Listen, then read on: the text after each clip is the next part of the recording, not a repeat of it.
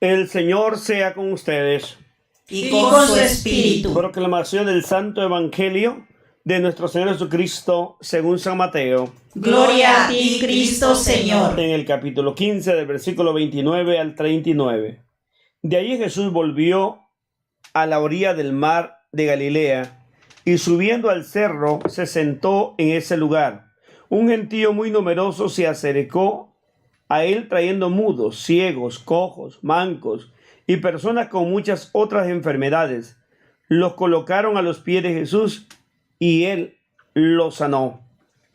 La gente quedó maravillada al ver que hablaban los mudos, caminaban los cojos, que los lisiados quedaban sanos y los ciegos recuperaban la vista. Todos glorificaban al Dios de Israel.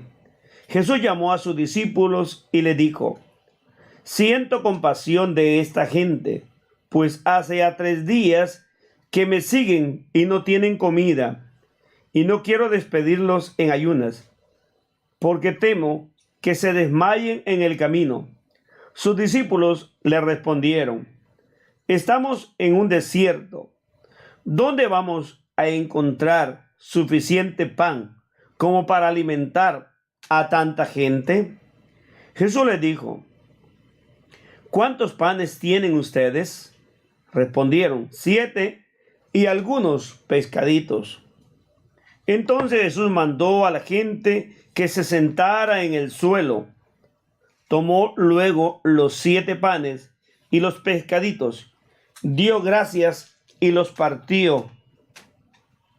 Iba entregándoselos a los discípulos y esto lo repartían a la gente.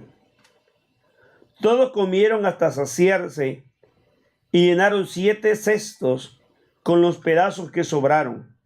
Los que habían comido eran 4,000 hombres, sin contar mujeres y niños. Después Jesús despidió a la muchedumbre, subió a la barca y fue al territorio de Magadán. El Evangelio del Señor. Te alabamos, Cristo Señor. Muy interesante en esta segunda multiplicación de panes. En primer lugar, se da la parte donde el pueblo busca a Jesús y donde Jesús se encuentra con la realidad cotidiana del pueblo pobre que sufre, que ha sido marginado por la pobreza, las enfermedades, como decimos, los menos favorecidos. Aquí hay ciegos, sordos, cojos, hay de toda índole de personas enfermas. Cuando Jesús los ve, tiene compasión de ellos. Los va a ir sanando a todos. Ya ha predicado la palabra. Los ha sustentado.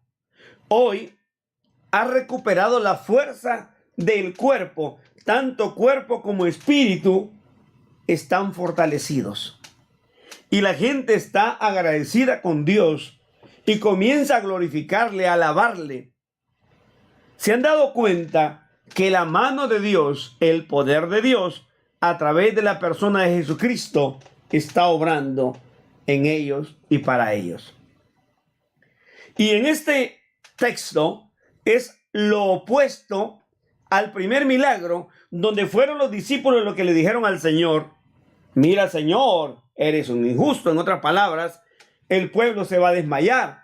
Es aquí donde Jesús, lo real, que va a decir: óiganme, muchachos, saben que tengo temor de mandar a este pueblo que está hambriento de mi palabra, pero que tiene otra realidad, el hambre de pan, lo que fortalece las piernas, el movimiento del ser humano.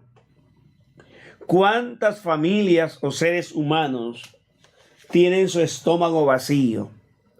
Se van a las camas con el estómago vacío. Niños que van en nuestros países tercermundistas sin un vaso de leche o de café al menos, sin un pedazo de pan o de tortilla a la escuela. Por ejemplo, El Salvador era un país de esos. Llegó un gobierno que comenzó a ver que era importante el poder alimentar a los pobres para que los pobres pudieran estudiar. Recuerdo cuando yo era un niño y estudiaba e iba del campo y teníamos al menos maíz y frijoles. Solamente comprábamos la sal.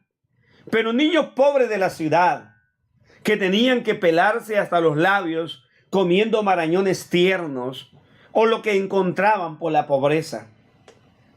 Hoy en El Salvador, como en otros países, los gobiernos han buscado la manera cómo darles un vaso de leche y un pedazo de pan para que estos niños tengan algo en el estómago y puedan aprender. Pero la triste realidad es cómo hoy hay personas en el mismo Salvador que critican esto porque a ellos no les importa. Lo que les interesa es tener a un pueblo humillado y sometido, pisoteado, siempre al margen de la realidad. Es tiempo de despertar.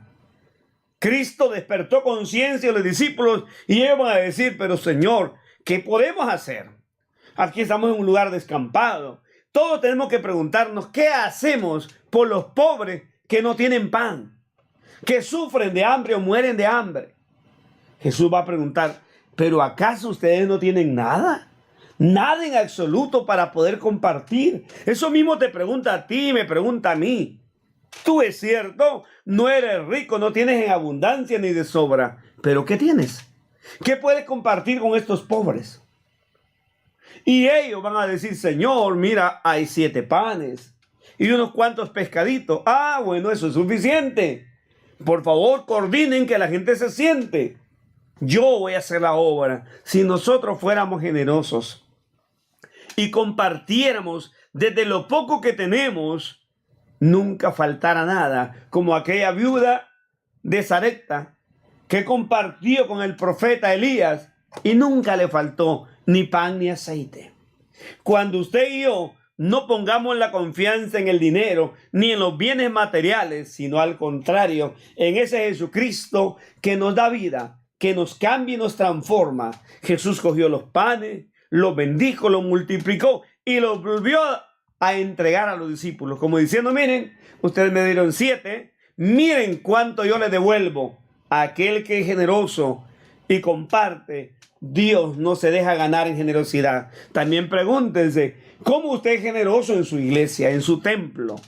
¿O usted es un mezquino y de aquellos que critican y que piensan que la iglesia está bañada en dinero?